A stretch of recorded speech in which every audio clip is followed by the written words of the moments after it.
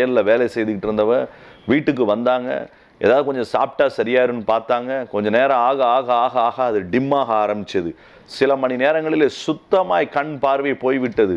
வேகமாய் பயந்து போய் அங்கே இருக்கக்கூடிய பெரிய ஹாஸ்பிட்டலுக்கு கொண்டு சென்றோம். கேடியா ஐ ஹாஸ்பிட்டல் என்று ஒன்று இருக்கிறது.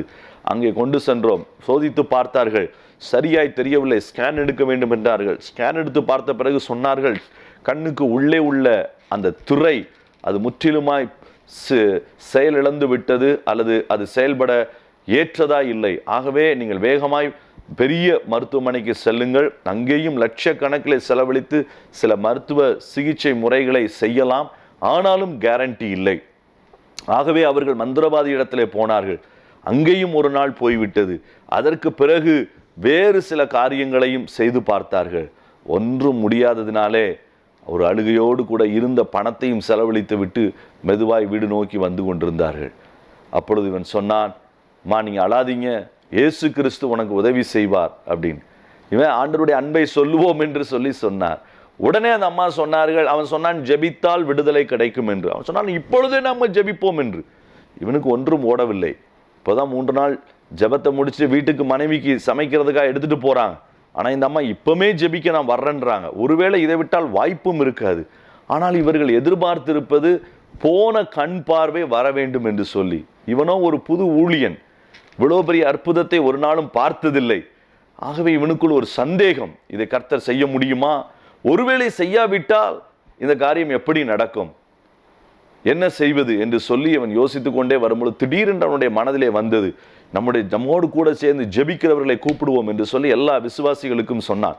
அது ஒரு காலை நேரம், ஒரு 10:30 மணி 11 மணி நேரம். அந்த நேரத்தில் விசுவாசிகள் இருந்தவர்கள் கொஞ்சம் பேர் சேர்ந்தார்கள். எல்லாரும் அந்த ஆலயத்தில் உட்கார்ந்து ஜெபிக்க ஆரம்பித்தார்கள். இவன் ஜெபிப்பதற்கு முன்பு செக் பண்ணி பார்த்தான், அங்கு கண் பார்வையே சுத்தமா இல்லை. லைட் அடித்து பார்த்தான், கண் பார்வை இல்லை. இவனுக்கு புரிந்து போயிட்டு சுத்தமா இல்லை. இப்படி இன்னும் கொஞ்சம் பயம், எப்படி கண் பார்வை வர முடியும்? மறுபடியும் ஒரு சந்தேகம் உள்ளுக்குள்ளே. ஆனாலும் சொன்னான், என் ஆண்டவர் செய்ய முடியும் என்று சொல்லி அந்த சந்தேகத்தை மேற்கொண்டு தன்னுடைய ஜனங்களோடு கூட சேர்ந்து ஜெபித்த பொழுது 45 நிமிடங்கள் கழித்து திடீரென்று அந்த ஸ்திரீ சொன்னார்கள், எனக்கு கொஞ்சம் வெளிச்சம் தெரிகிறது. ஒரே சந்தோஷம். மறுபடியும் சேர்ந்து ஜெபிக்க ஆரம்பித்தார்கள். ஒரு 10 நிமிடங்களிலே சொன்னார்கள், எனக்கு கொஞ்சம் கொஞ்சமாய் பக்கத்தில் உள்ள காரியங்கள் எல்லாம் தெரிய ஆரம்பிக்கிறது. பின்பு சொன்னார்கள், எனக்கு தூரத்தில் உள்ள காரியங்களும் தெரிய ஆரம்பிக்கிறது. அந்த ஒரு நாளிலே ஒரு பெரிய அற்புதம் அந்த கிராமத்திலே நடந்து கிட்டத்தட்ட ஒரு 20-25 குடும்பங்களுக்கு மேலாக ஒரே நாளிலே ஆண்டவர் தொடுவதற்கு அது காரணமாய் அமைந்தது. அந்த இடத்துல ஒரு பெரிய மாற்றம் உண்டானது. அதனால் இன்றைக்கு அந்த ஆலயத்திலே தினந்தோறும் ஜெபம் வைத்திருக்கிறார்கள். இந்த சகோதரன் அழகாய் சொல்வான், ஆனால் இந்த ஒன்றுதான் என்னுடைய ஒரே ஒரு நம்பிக்கை. பவுலினுடைய ஒரே ஒரு காரியம், சுவிசேஷ ஊழியம் இன்றைக்கு தேசத்திலே பரவ முடியாமல் இருப்பதற்கு நாம் மற்ற காரணங்களை சொல்லி கொண்டிருக்கிறோம். இவர்கள் தடுக்கிறார்கள், அவர்கள் தடுக்கிறார்கள். அது அப்போஸ்தல நாட்களிலிருந்தே இருக்கிறது. ஆகவே அதை குறை சொல்லி ஒரு வாய்ப்பும் இல்லை. இந்த சாதனம் இல்லை, அந்த சாதனம் இல்லை, அதை கேட்டு ஒரு வாய்ப்பில்லை. தேவை அதிக ஜெபம், தேவை அதிக ஊக்கமான ஜெபம், தேவை அதிக கருத்தான ஜெபம், தேவை அதிக கண்ணீரான ஜெபம். ஏற்கனவே நீங்கள் ஜெபித்த ஜெபம் இன்னும் அதை அதிகப்படுத்துகிற ஒரு நாட்கள். அதனாலதான் பவுல் எழுதுகிறான், அதை விண்ணப்பமாய் எழுதுகிறான், எனக்கு நீங்கள் எபேசு சபையே நீங்க எனக்காய் ஜெபியுங்கள். I need your prayers, I need more prayers. ஏன்னா சங்கிலிகள் என் கையையும் சுத்தி விட்டது, இப்பொழுது வாயையும் சங்கிலிகள் சுத்த ஆரம்பித்து விட்டது, தைரியம் குறைய ஆரம்பிக்கிறது, ஜெபியுங்கள். எனக்கு அன்பானவர்களே, கர்த்தர் இந்த சுவிசேஷ ஊழியத்தை கொண்டு செல்வதற்கு உங்களை எதை சொல்வதற்கு அவர் அழைக்கிறார் தெரியுமா? அவருடைய இருதயத்தின் காரியம், இன்னும் அதிகமாக ஜெபிக்கிறவர்கள் எழும்ப வேண்டும், விண்ணப்பம் செய்கிறவர்கள் எழும்ப வேண்டும். நீங்கள் அந்த காரியத்தை உங்களுடைய வீடுகளிலிருந்து செய்யலாம். ஒருவேளை நீங்கள் ஒரு அலுவலகத்திற்கோ வேறு இடங்களுக்கோ வர முடியாவிட்டாலும் கூட என்ன ஜெப குறிப்புகள் என்பதை கேட்டு குறிப்பாய் 5 நிமிடம் 10 நிமிடம் 1 மணி நேரம் நீங்கள் உங்களுடைய வீட்டில் அமர்ந்து நீங்கள் ஜெபிக்கலாம். 2-3 பேர் சேர்ந்து நீங்கள் ஜெபிக்கலாம். கர்த்தர் அதை கேட்டு தேசத்திலே பெரிய மாற்றங்களை செய்ய முடியும். பவுலினுடைய 2வது முக்கியமான முறை, எதை வைத்து தேவனுடைய அந்த திருவுள்ளத்தை, அந்த திருவுள்ள சித்தமாகிய சுவிசேஷம் கடைசி மனிதன் வரைக்கும் போக வேண்டும் என்பதை பவுல் நிறைவேற்றி முடித்தான் தெரியுமா? வாசிக்கலாம். பவுலினுடைய வாழ்க்கையின் அற்புதமான காரியம். 1 கொரிந்தியர் 15வது அதிகாரம் அதனுடைய 10வது வசனம். 1 Corinthians chapter 15 verse 10. ஆகிலும் நான் இருக்கிறது தேவ கிருபையினாலே இருக்கிறேன். அவர் எனக்கு அருளிய கிருபை விருதாவாய் இருக்கவில்லை. அவர்கள் எல்லாரிலும் நான் அதிகமாய் பிரயாசப்பட்டேன். ஆகிலும் நான் அல்ல, என்னோட இருக்கிற தேவ கிருபை அப்படி செய்தது. ஏன் பவுல் இதை சொல்லுகிறான்? அதிகமாய் நான் பிரயாசப்பட்டேன், விருதாவாக்கவில்லை, வீணடிக்கவில்லை, கிடைத்த கிருபைகளை வீணடிக்கவில்லை. இன்றைக்கு கிருபை வேண்டும் என்று சொல்லுகிறோம். கிருபையை குறித்து ஏராளமான பாடல்கள், போதனைகள். நல்லது, கிருபையிலே வளர்வது நல்லது. ஆனால் பெற்ற கிருபையை நாம் என்ன செய்கிறோம்? இவன் சொல்லுகிறான், எனக்கு கிடைத்த ஒரு கிருபை நான் வீணடிக்கவில்லை, பிரயாசப்பட்டேன். தன்னை எப்படிப்பட்டவன் என்று சொல்லுகிறான். 8வது வசனம். எல்லாருக்கும் பின்பு அகால பிறவி போன்ற எனக்கும் தரிசனம் ஆனார். நான் ஒரு அகால பிறவி. அகால பிறவி என்றால் குறை பிரசவத்திலே பிறந்தவன், அப்படிப்பட்டவன், குறை உள்ளவன். தன்னை ஆவிக்குரிய வாழ்க்கையில் அவன் சொல்லுகிறான், நான் குறை உள்ளவனாயிருந்தேன். ஒருவேளை சரீரத்திலும் அவன் குறை உள்ளவன் தான். வியாதிகள் இருந்தது, பலவீனங்கள் இருந்தது, முள் இருந்தது, எல்லாம் அவனுக்கு விரோதமாய் இருந்தாலும் அவன் பிரயாசங்கள் குறையவில்லை. எனக்கு அன்பானவர்களே, மிஷனரி ஊழியங்களிலே இன்றைக்கு பிரயாசப்பட்டு அதில் இணைந்து செயல்படுகிறவர்கள் அவசியம். நீங்கள் ஒருவேளை உங்களை சுற்றி உள்ள பகுதிகளை குறித்து தேவனுடைய உள்ளம் உங்களை குறித்த அந்த நோக்கம் உங்களை சுற்றி உள்ள பகுதியாக இருந்தால் அந்த பகுதியிலே இந்த பிரயாசத்தோடு தனிநபர் ஊழியத்தை செய்யுங்கள். ஆத்தும ஆதாய பணியை செய்யுங்கள். உங்களுக்கு படிக்கிற பள்ளிகளிலே, கல்லூரிகளிலே, வேலை செய்கிற இடங்களிலே தேவன் அங்கே உங்களை ஊழியம் செய்வதற்கு தன்னுடைய திருவுள்ள சித்தத்தை வெளிப்படுத்துவார் என்றால் அதிலே உங்களுடைய பிரயாசத்தை போடுங்கள். ஒரு உலக காரியத்திற்காக நாம் எத்தனை மணி நேரம் வேலை செய்கிறோம்? சாதாரணமாக 8 மணி நேரம், 1 மணி நேரம் லஞ்ச் பிரேக், 7 மணி நேரம், சரி 6 மணி நேரம் என்று வைத்துக் கொள்ளுங்கள். 6 மணி நேரம் இந்த உலகத்தினுடைய காரியங்களுக்காய், தேவைகளுக்காய் நாம் பிரயாசப்படுகிறோம்.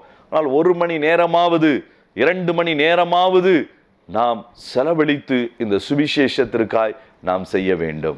அதனால்தான் பவுல் மற்றவர்களை காட்டிலும் அதிக கிருபையை பெற்றதற்கு காரணம் அதுதான். பவுல் மற்றவர்களை காட்டிலும் நான் தேவ சித்தத்தை செய்து முடித்து விட்டேன் என்று சொன்னதற்கு காரணம் அதுதான். இயேசுவுக்கு பின்பு தைரியமா என் ஓட்டத்தை முடித்தேன் என்று சொல்லக்கூடிய ஒரு வைராக்கியமான மனிதனாய் வாழ்ந்ததற்கு காரணம் பிரயாசம். உங்களுடைய தோல்விகளை குறித்து நீங்க கவலைப்படாதீங்க. முதல் முறை நீங்க சுவிசேஷம் சொல்லும் பொழுது பயமா இருந்திருக்கலாம், முதல் முறை சரியா சொல்லாம இருந்திருக்கலாம், அதை குறித்து யோசிக்காதீங்க. முதல் முறை யாராவது டிராக்ஸை கிழித்து எரிந்திருக்கலாம், முதல் முறை உங்களை காரி துப்பி இருக்கலாம், முதல் முறை உங்களை வேறு விதமாய் பேசி இருக்கலாம். பரவாயில்லை. பாடுகளும் தோல்விகளும், ஒருவேளை காரியங்கள் உடனடியாய் நடக்காததினாலும் சோர்ந்து போக பிரயாசம் எடுக்க வேண்டும். எங்களோடு கூட ஊழியத்திலே நேபாள் தேசத்திலே கல்லையா என்கிற ஒரு பகுதி இருக்கிறது. உலகத்திலேயே மிக அதிகமாக மிருகங்களை பலியிடுகிற ஒரு கோவில் அங்கே உண்டு. 5 வருடங்களுக்கு ஒரு முறை 3 to 5 லட்சம் விலங்குகளை பலியிடுவார்கள் 5 to 10 நாட்களுக்குள். சமீபத்தில் 2024 டிசம்பர் மாதத்தில் தான் 5 வருடங்களுக்கு பிறகு அந்த பூஜை முடிந்தது. 1 லட்சத்திற்கும் அதிகமான எருமைகளை பலி கொடுப்பார்கள், ஆடை பலி கொடுப்பார்கள், கோழியை பலி கொடுப்பார்கள், புறா, எலி என்கிற 5 விதமான அந்த காரியங்களை அவர்கள் பலி கொடுப்பார்கள். ஏராளமான எக்கச்சக்கமான காரியம். 60 வருடங்கள் அந்த இடங்களிலே பலவிதமான மிஷனரி ஊழியங்கள் முயற்சி செய்கிறார்கள். ஆனால் கல்லையா பட்டணத்திலே ஒரு எழுப்பப்பட்ட சரியான சபைகள் அங்கு இல்லை. சபை கட்டடம் ஒன்றுமே அங்கு கிடையாது. நேபாளத்தினுடைய 77 மாவட்டங்களிலே சபை கட்டிடம் இல்லாத ஒரே ஒரு மாவட்டத்தின் தலைநகரம் என்று சொன்னால் அதுதான். சிலர் வீடுகளை கட்டி அதிலே ஹாலை வைத்து நடத்தி கொண்டிருக்கிறார்கள். மிக கடினமான ஏரியா. அந்த ஏரியாக்களை கிட்டத்தட்ட பல வருடங்களாய் நாங்களும் முயற்சி செய்து வருகிறோம். அங்கே இருந்த ஊழியம் செய்த ஒரு தம்பி சொன்னான், 2-3 வருடங்கள் கழித்து 2 விசுவாசிகள் கூட வரவில்லை. அதற்கு இடையிலே அவனுக்கு மனைவிக்கு பிரச்சனை, பிள்ளைக்கு பிரச்சனை, அவனுக்கு பிரச்சனை, தினந்தோறும் ஏதாகிலும் ஒன்று. ஒரு நாள் அவன் போகும் பொழுது சொன்னான், என்னால் ஊழியம் செய்வதற்கு ஒண்ணுமே முடியல, நான் என்ன செய்வது என்று தெரியவில்லை. இந்து குடும்பத்திலிருந்து ரட்சிக்கப்பட்டவன், நல்ல பைபிள் காலேஜில் படித்த ஒரு கிருபையை கர்த்தர் கொடுத்திருக்கிறார். 3-4 மொழிகளை பேசுவதற்கு தேவன் கிருபை கொடுத்திருக்கிறார். நல்ல சாந்தமான ஒரு மனிதன், நல்ல ஜெபிக்கக்கூடிய ஒரு மனிதன். ஆனால் அவன் சொன்னான், என்ன செய்கிறாய்? ஐயா, நான் பிரயாசப்படுகிறேன். இந்த கிராமங்களுக்கு அந்த கிராமங்களுக்கு, நகரங்களிலே எங்க போனாலும் எதிர்ப்பு. ஒரு இடத்திலே கூட ஃபேவரபிளா இங்க இருக்கிறதில்லை. சில இடங்களிலே அற்புதங்கள் நடக்கும் பொழுது ஜனங்கள் வருகிறார்கள், பின்பு போய்விடுகிறார்கள். ஆனால் ஒரு சபையாய் நிலைநிறுத்துவதற்கு நான் முயற்சி செய்கிறேன், ஒன்றுமே முடியலை. நான் சொன்ன, சோர்ந்து போகாத, உன்னுடைய பிரயாசத்தை விட்டுறாத. ஒரு சில நேரம் வந்தது, ஒரு முறை நான் அவனை பார்த்து கேட்டோம், நீ ரொம்ப சோர்ந்து போய்விடக்கூடாது என்று விரும்புகிறோம். ஆகவே நீ ஒருவேளை வேறு பணித்தளத்திற்கு சில நாட்கள் போக விரும்புகிறாயா என்று கேட்ட பொழுது 2 நாட்கள் எனக்கு நேரம் கொடுங்க என்று சொன்னான். 2 நாட்கள் கழித்து நாங்கள் மறுபடியும் கூடி அந்த இடத்துல வந்த பொழுது அவன் சொன்னான், பையா என்னை எங்கே அனுப்பிடாதீங்க, என்னுடைய பிரயாசத்தை நான் இன்னும் கொஞ்சம் அதிகப்படுத்தட்டும். எப்படியாகிலும் நான் பிரயாசப்பட்ட இந்த பூமியிலே உழுது விதைத்து இங்கிருந்து ஒரு சிலரை நான் கிறிஸ்துவுக்கென்று ஆதாயப்படுத்தி இங்க சபையை நாட்டின பின்புதான் நான் அடுத்த இடத்திற்கு செல்வேன். கர்த்தருக்கு மகிமை. ஆச்சரியமாய் 2023 கிறிஸ்துமஸ் ப்ரோக்ராம்லே தேவன் அற்புதமாய் அந்த இடத்துல ஒரு ஓப்பனிங்கை கொடுத்தார். எங்களுக்கே அது ரொம்ப ஒரு இன்ப அதிர்ச்சியாய் இருந்தது. அந்த இடத்துல ஒரு 15-20 பேர் காமனான கூட்டங்களுக்கு வருவது அரிது. ஆனால் அந்த நாளிலே கிட்டத்தட்ட ஒரு 150 to 180 பேர் தெருவிலே உட்கார்ந்து சுவிசேஷத்தை கேட்டார்கள். கர்த்தர் அநேகரை சுகப்படுத்தினார், விடுதலையாக்கினார். அங்கு ஒரு நல்ல வீட்டு சபைகளை 1-2 பகுதிகளிலே உருவாக்குவதற்கு கர்த்தர் கிருபை செய்தார். அந்த ஊழியம் வளர்ந்து கொண்டிருக்கிறது. கர்த்தருக்கு சித்தமானால் அந்த இடங்களிலும் நாங்கள் ஆலயங்களை கட்டி இன்னும் பல கிராம சபைகளை உண்டாக்கி அந்த ஜனங்களை ஆதாயப்படுத்த விரும்புகிறோம். 1 பிரயாசம். நீங்கள் தேவனுக்காய் எடுத்த பிரயாசத்தை அவர் மறக்கிறவர் அல்ல, உண்மைதான். ஆனால் நான் நேற்று வரைக்கும் பிரயாசப்பட்டேனே, தேவன் ஒன்றும் செய்யவில்லையே என்று சோர்வதற்காய் அல்ல, இன்னும் அதிக பிரயாசம். பவுலை தேவன் பயன்படுத்தினதற்கு காரணம், அகால பிறவியை ஒரு பெரிய அப்போஸ்தலனாய் பயன்படுத்தினதற்கு ஒரு காரணம், அதிகமான பாஷைகளை மற்றவர்களை காட்டிலும் பேசுகிற மனிதனாய் வாழ்ந்ததற்கு காரணம், அதிக வெளிப்பாடுகளை மற்றவர்களை காட்டிலும் எழுதுவதற்கு காரணம், அதிக பிரயாசம். சுவிசேஷத்திற்கான உங்கள் பிரயாசம் என்ன? உங்கள் விடுமுறை நாட்களிலே நீங்கள் அந்த பகுதிக்கு வரலாம். சில குடும்பங்கள் இன்றைக்கும் வருகிறார்கள். சென்னையில் எனக்கு தெரிந்த ஒரு அண்ணன் சமீபத்தில் நாங்கள் சந்தித்தோம். அவருக்கு வயது கிட்டத்தட்ட அவர் ரிட்டையர்மெண்ட் ஆகிட்டாங்க. ரயில்வேல ஒர்க் பண்ணவங்க. ஒவ்வொரு முறையும் வட இந்தியாவுக்கு சிலரை கூட்டி கொண்டு வந்து உற்சாகமாக ஊழியம் செய்வாங்க. சமீபத்தில் வீட்டில் போய் சந்திக்கும் பொழுது நடக்கிறதுக்கு கொஞ்சம் கஷ்டப்பட்டாங்க. என்னென்னு கேட்டோம். கால் ஃபுல்லாக கருப்பாக இருக்கிறது. அதில் பெருவிரலை சர்ஜரி பண்ணி வெட்டி எடுத்திருக்கிறார்கள். அந்த புண்ணு எல்லாம் ஆறி கொஞ்சம் அதில் இருக்கிறது. பார்த்த பொழுது சொன்னால் காலெல்லாம் எரிச்சல், நடப்பதற்கு கடினம், இரத்த ஓட்டம் குறைந்து விட்டது, 1 கேங்க்ரீன் வந்து அதை வெட்ட வேண்டிய கட்டாயமாகி விட்டது அப்படின்னு சொல்லிட்டு இந்த ஊழியங்களெல்லாம் கேட்டதுக்கு அப்புறம் சொல்றாரு, அடுத்த மாதம் நான் மறுபடியும் நேபாள் வந்து ஊழியம் செய்வேன். ஆனால் எப்படி வருவீங்க? இல்லை, எனக்கு ஆப்ரேஷன் பண்ணியிருந்த போது கூட அந்த கட்டை போட்டுட்டு 1 மாதம் கழித்து இன்னும் சிலரை கூட்டி கொண்டு போன வருஷம் நான் போகத்தான் செஞ்சேன். ஆனால் இந்த வருஷம் மறுபடியும் நான் உங்களோடு கூட வந்து பணித்தளத்தில் சில நாள் இருப்பேன். கால் அப்படி தான் இருக்குது, பிடிச்சு தான் நடக்கணும், கொஞ்சம் கஷ்டப்பட்டு தான் நடக்கணும். ஆனால் இதுக்காக நான் நிற்க முடியாது, பிரயாசப்படணும். தேவன் ஜீவன் தந்திருக்கிறார். எனக்கு அருமையானவர்களே, மிஷனரி ஊழியத்தினுடைய வளர்ச்சி, சுவிசேஷத்தினுடைய வளர்ச்சி, தேவ ராஜ்யத்தினுடைய வளர்ச்சி, எந்த தேவ மனிதன் தேவனுடைய திருவுள்ள சித்தமாகிய சுவிசேஷத்தினுடைய முக்கியத்துவத்தை அறிந்து பிரயாசம் எடுக்கிறானோ அவனின் மூலமாய் கர்த்தர் அதை நடத்தி செல்லுகிறார். கடைசியாக இந்த பவுல் இந்த காரியங்களை செய்து முடிப்பதற்கு காரணம் என்ன?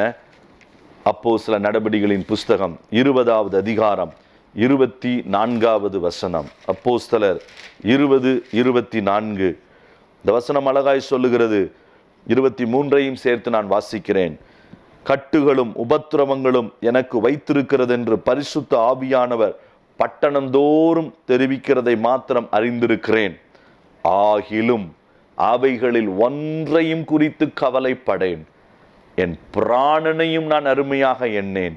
என் ஓட்டத்தை சந்தோஷத்தோடு முடிக்கவும் தேவனுடைய கிருபையின் சுவிசேஷத்தை பிரசங்கம் பண்ணும்படிக்கு நான் கர்த்தராகிய இயேசு கிறிஸ்துவினிடத்தில் பெற்ற ஊழியத்தை, அவருடைய திருவுள்ள சித்தத்தை நிறைவேற்றவுமே நான் விரும்புகிறேன். விலைக்கிரயம். 3வது கடைசி, அதிக விலைக்கிரயம். எனக்கு அன்பானவர்களே, பவுல் இந்த வசனத்தை எழுதும் பொழுது அதே எபேசு சபையினுடைய மூப்பர்களுக்கு தான் எழுதுகிறான். ஏராளமான சபைகளை ஸ்தாபித்திருந்தவன். இப்பொழுது கட்டுகள் தெரிகிறது என்று தெரிந்தவுடனே கொஞ்சம் அவன் ரிலாக்ஸ் பண்ணியிருந்திருக்கலாம். ஆனால் பவுலால் ரிலாக்ஸ் பண்ண முடியாது. அதனாலதான் அவன் சொல்லுகிறான், ஏனால் இது தேவ திட்டம், நான் தாமதிக்க முடியாது, இனியும் நீ தாமதிப்பதென்ன? அந்த பிரசங்கத்தினுடைய சத்தம் அவனுக்குள் ஓடிக்கொண்டே இருக்கிறது. Why are you delaying still? இன்னும் விலைக்கிரயம் செலுத்தணும். இப்போ அவன் என்ன விலைக்கிரயம் செலுத்தணும்? பிராணனையே கொடுக்க வேண்டி இருக்கலாம். அதனாலதான் எபேசு சபையினுடைய மூப்பர்கள்லாம் கட்டிட்டு அழுகிறாங்க, நீங்க போகாதீங்க, விலைக்கிரயம் போதும். அவன் சொல்றான், இல்ல, பெற்ற ஊழியம், அவருடைய திருவுள்ள சித்தம், இந்த சுவிசேஷம் போய் சேரணும், அதற்காக என்னுடைய பிராணனையும் நான் தருவதற்கு ஆயத்தம்.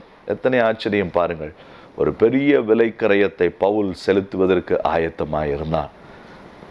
அது நிமித்தம் நமக்கு வரலாறு தெரியும். அந்த விலைக்கிரயத்தையும் அவன் செலுத்தினான். ஆனால் சுவிசேஷம் மிகப்பெரிய வளர்ச்சியை ஈரோப் தேசத்திலும் மற்ற ஆசியா கண்டங்களிலும் வளருவதற்கு ஒரு முக்கிய காரணமாய் அடித்தளமிட்டது பவுல். இந்த மனிதனுடைய இந்த காரியம், ஆனால் இவைகள் எல்லாம் சாதித்தது ஒரே ஒரு பிரசங்கம். ரட்சிக்கப்பட்ட பின்பு அவன் கேட்ட ஒரு பிரசங்கம், அவருடைய திரு உள்ள சித்தத்தை அறிய வேண்டும், இன்னமும் நீ தாமதிப்பதென்ன? நான் நம்புகிறேன் அவனுடைய காதுகளிலே கேட்டுக்கொண்டே இருந்திருக்கும். எங்கேயாவது டிலே பண்ண, இன்னும் நீ தாமதிப்பதென்ன? பிரசங்கம் ஞாபகம் வந்து மறுபடியும் எழுந்து ஓட ஆரம்பித்திருப்பார். ஒவ்வொரு முறையும் பவுலுக்கு ஒரு பிரசங்கம் அவனுடைய வாழ்க்கையை மாற்றிவிட்டது. எனக்கு அன்பானவர்களே, இந்த நாளிலே இதை கேட்ட உங்களையும் நான் உற்சாகப்படுத்துகிறேன். இந்த 3 குறிப்புகள்: அதிக ஜெபம், 2வது அதிக பிரயாசம், 3வது அதிக விலைக்கிரயம். என்னோடு கூட ஊழியத்தில் இருந்த ஒரு அருமையான சகோதரன், பீகாரினுடைய கயா மாவட்டம், அந்த கயா மாவட்டத்திலே சங்கீதா என்று சொல்லக்கூடிய ஒரு அருமையான சிஸ்டர் அங்கே இருக்கிறாங்க. கணவர் ஒரு டிரைவராய் வேலை செய்கிறாங்க. அவர்களுக்கு 4 பிள்ளைகள், 2 ஆண்கள் 2 பெண்கள், அதிகம் படிக்காதவர்கள். ஆனால் இயேசுவை ஏற்றுக்கொண்டார்கள். இயேசுவை ஏற்றுக்கொண்ட பின்பு அவர்களுடைய வாழ்க்கையிலே ஒரு பெரிய சவால் வந்தது. என்ன சவால்? அவருடைய கணவர் தவறாய் குற்றம் சாட்டப்பட்டு போதை பொருட்களை கடத்தினார் என்று சொல்லி 7 ஆண்டுகள் ஜெயிலுக்கு அனுப்பப்பட்டார். 2 லட்சம் ரூபாய் ஜாமீன் கொடுத்து பே பண்ணி ஜாமீன் எடுக்க வேண்டும், இல்லை என்றால் 7 ஆண்டு. வறுமை நிமித்தம் இவர்களுக்கு ஒன்றும் செய்ய முடியவில்லை. ஒரு சாதாரண விசுவாசி. ஆனால் வந்து ஜெபித்தார்கள். ஆண்டவரே, நான் ஏற்கனவே இந்த கிராமத்தில் ஏற்றுக்கொண்டது நிமித்தம் எத்தனையோ போராட்டங்கள், எத்தனையோ நிந்தனைகள், அதோடு கூட சேர்ந்து என் கணவர் இப்போ ஜெயிலுக்கு போயிட்டாரு, விடுதலை ஆக முடியல. அட்வொகேட்டை நான் போராடி பார்த்தேன். 3 மாதத்துக்கு பிறகு சொன்னார், 2 லட்சம் ரூபாய் இல்லாமல் ஒன்றும் செய்ய முடியாதம்மா. அவன் கணவனை பார்த்து சொன்னார். கணவன் சொன்னார், நீ ஒன்றும் கவலைப்படாத, 7 வருஷம் நீ அங்கே கர்த்தருக்காய் செய், நான் 7 வருஷம் உள்ள கர்த்தருக்காய் நான் இங்கே செய்கிறேன். அப்போ உற்சாகமாக இருந்தாலும் வந்த பொழுது ஒரு சோர்வு இருந்தது. ஆனால் அடுத்த நாள் ஜெபித்த பொழுது ஆண்டவர் சொன்னார், நீ இன்னமும் விலைக்கிரயம் செலுத்துவதற்கு நீ ஆயத்தமாயிரு, நான் உனக்கு உதவி செய்வேன். பரிசுத்த ஆவியானவருடைய கரம் உன் மேலே இருக்குது, நீ தைரியமாக செயல்படுன்னு. ஒரு சில நாட்களிலே பக்கத்து வீட்டில் ஒரு அண்ணன் சிக்கா இருந்தாங்க. ஜோமண்ணை கூப்பிட்டாங்க. அந்த அக்கா இவங்க போனாங்க, ஒரு பயத்தோடு தான் போனாங்க. ஆனால் போய் ஜெபித்த பொழுது பிசாசின் பிடியிலிருந்து அந்த மனிதனை கர்த்தர் விடுதலை ஆக்கினார். இது மற்றவர்களுக்கு தெரிய ஆரம்பித்தது. ஒரு வீடு, அடுத்த வீடு, ஒரு தெரு, அடுத்த தெரு என்று சொல்லி 10 ஆண்டுகளிலே, கடந்த டிசம்பர் மாதம் 17ஆம் தேதி நான் அவங்க ஊருக்கு போயிருந்தேன். கிறிஸ்மஸ் விழாவுக்கு முடிஞ்ச பிறகும் அவங்க வந்து ஒரு நோட்டை காமிச்சாங்க, டைரி. பையா இதை பாருங்கன்னு சொல்லி. அந்த டைரியில் கடந்த 10 ஆண்டுகளில் அவங்க கொடுத்த ஞானஸ்தானம் கொடுத்தவர்களுடைய பெயர்கள் எல்லாம் எழுதியிருக்கிறாங்க. எத்தனை பேர் தெரியுமா? கிட்டத்தட்ட எழுதப்பட்டவர்களுடைய பெயர்கள் மட்டுமே ஒரு 2532 பேருக்கு மேலே. ஏன்னா அந்த நாள்லையும் 9 பேருக்கு ஞானஸ்தானத்துக்கு ஆயத்தமாக வச்சுருந்தாங்க. நான் கேட்டேன், எப்படி ஒரு சகோதரியாக இருந்து இந்த இடத்துல இப்படி செஞ்சீங்க? கஷ்டம்தான் பையா, 4 பிள்ளைங்க, பெரிய எந்த ஸ்தாபனத்தினுடைய சப்போர்ட்டும் பெருசாக கிடையாது. ஆனாலும் இந்த ஜெபத்தில் தேவனுடைய சமூகத்தில் காத்திருந்தேன். ஆனால் அதிகமான பிரயாசப்பட்டோம். என்னுடைய தம்பி, அவனைத்தான் நான் உதவிக்கு எடுக்க முடியும். ஏன்னா கணவன் ஜெயிலில் இருக்கிறாரு. அவனுக்கு கொஞ்சம் கொஞ்சம் ஆட்டோ மற்ற டிரைவிங் ஓட்டுறதுக்கெலாம் நான் கற்றுக் கொடுத்தேன். ஒரு ஆட்டோவை நாங்கள் வாடகைக்கு எடுத்து நாங்கள் ஓட்ட ஆரம்பித்தோம். ஸோ அதன் மூலமாக அந்த காரியங்களை செய்ய ஆரம்பித்தேன். இப்போ கிட்டத்தட்ட 11 இடங்களிலே சபைகளை நடத்துகிறாங்க. திங்கட்கிழமை 2 இடம், செவ்வாய்க்கிழமை 2 இடம், அவருடைய சகோதரர் 3 இடத்துல, எல்லாம் சேர்ந்து 11 இடங்களிலே ஆராதனை நடத்துகிறாங்க. நடந்து போய் கடந்து போய் ஆள் பார்த்தீங்கன்னா ரொம்ப ஒல்லியாக இருப்பாங்க. இவ்வளவு காரியம் செய்வதற்கு தகுதியான ஒருவரா என்று சொல்லக்கூடிய ஒரு எண்ணம் வரும். நான் அப்போ கேட்ட பொழுது தான் சொன்னாங்க, எப்படி ஆகிலும் அதிக விலைக்கரையும் செலுத்தணும், இந்த ஏரியா அந்த தாலுகா முழுக்கவும் கொண்டு வரணும். பெரிய தரிசனம். தான் வீட்டில் இருந்து தான் தங்கச்சிக்கு சொல்லி கொடுத்து, தங்கச்சிக்கு உலகமே தெரியாது, ஆனால் தங்கச்சியினுடைய உள்ளத்துலையும் அதை விதைச்சு இன்னைக்கு அவங்க பாட்னாவில் திருமணமாகி வந்து அங்கே இருக்கக்கூடிய மக்கள் மத்தியில் 40 பேர் மத்தியில் ஒரு சபையை நடத்துகிறாங்க. பெண்கள், நான் சொல்லக்கூடிய காரியம், அதிக விலைக்கரையம் செலுத்துகிறவர்களுக்கு தேவனுடைய திட்டத்தை செலுத்த ஆயத்தமாக இருக்கிறவர்களுக்கு தேவனுடைய திட்டத்தை நிறைவேற்றுவது எளிது. நாம் ஜெபிக்கலாம். நல்ல ஆண்டவரே, இந்த அருமையான வேளையிலே இந்த செய்தியை கேட்டிருக்கிற ஒவ்வொருவரையும் கர்த்தர் நீர் தொடுவீராக. அவர்களுடைய வாழ்க்கையிலே தேவனுடைய திருவுள்ள சுத்தத்தை செய்வதற்கு, அவருடைய உள்ளான வாஞ்சியை நிறைவேற்றி முடிப்பதற்கு அதிகமாய் அவர்கள் ஜெபிக்கிறவர்களாய் மாறட்டும். அதிகமாய் பிரயாசத்தை கிருபையை நம்பி செய்கிறவர்களாய் மாறட்டும். அதிகமான விலைக்கரையும் செலுத்த ஆயத்தமாகட்டும். என்னோட அப்படியே ஆசீர்வதித்து பலப்படுத்துவீரா. எங்கள் தேசம் தேவனை அறியட்டும். இயேசுவின் நாமத்தில் பிதாவே, ஆமென். தொடர்புக்கு doctor Ashok Kumar, MBBS DNB, camps ஊழியங்கள், நேபாள், இந்தியா. நாகர்கோவில் 9488335666. மார்த்தாண்டம் 9025691546.